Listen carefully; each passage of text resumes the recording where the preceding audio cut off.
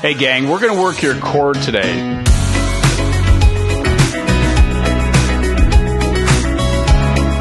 If you have a bench at home, you can do these basically on the floor, but enhance the movement, the bench really helps. So again, I'm going to start with your back. Now, I truly believe people do not train their back enough. So this is so simple, you can't mess it up. I'm going to lay on the bench.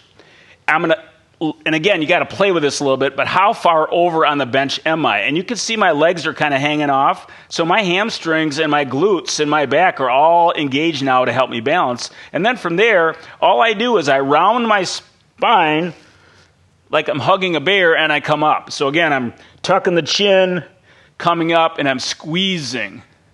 So again, nice and slow, I'm coming up and squeezing. So this just gives you more range of motion by using a bench. And then from there, I can just take my arms out in front.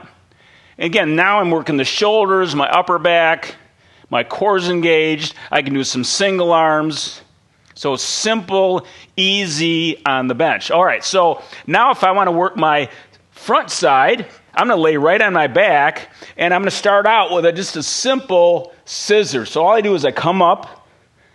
So I'm just adding a little bit more range because my feet can drop down a little bit. And I'm just alternating. Then from there, and I got the balance component of the bench, not the floor. My legs are together. You might have seen this before. This is just a crossover. And all I do is I come up and touch the opposite knee. My inner thighs are together. And I try to lengthen my spine. So I really try to lengthen my arms back and engage those muscles. So again, really easy to do, but it adds a little bit more. And then from there, I just sit up, and I'm going to go right on my toes, and I'm really going to try to get my chest nice and tall. I put my arms out in front, and then I just let my head follow my arms. But the key is, can you keep your chest up? You're leaning back, and I'm on my toes. So again, really simple, easy ways to kind of work your core using a bench. Now, one of my other favorite things to do is using a Swiss ball. Same kind of thought process, but now I just put my feet against the wall.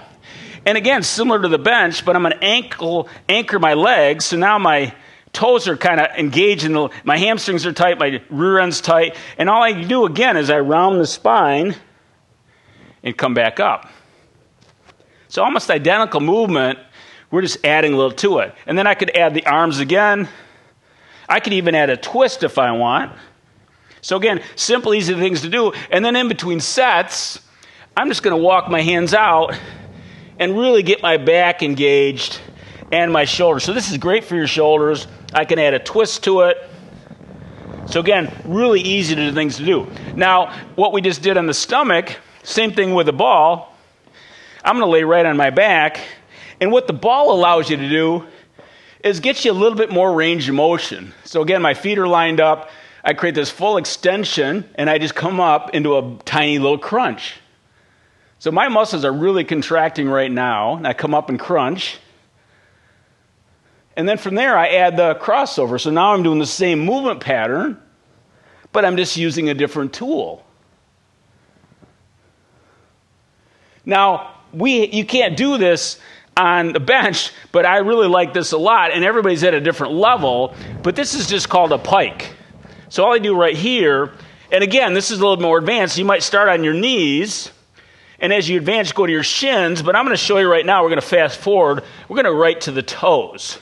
So now all these muscles are contracting to stabilize myself, and now I just take my butt up in the air and come all the way down.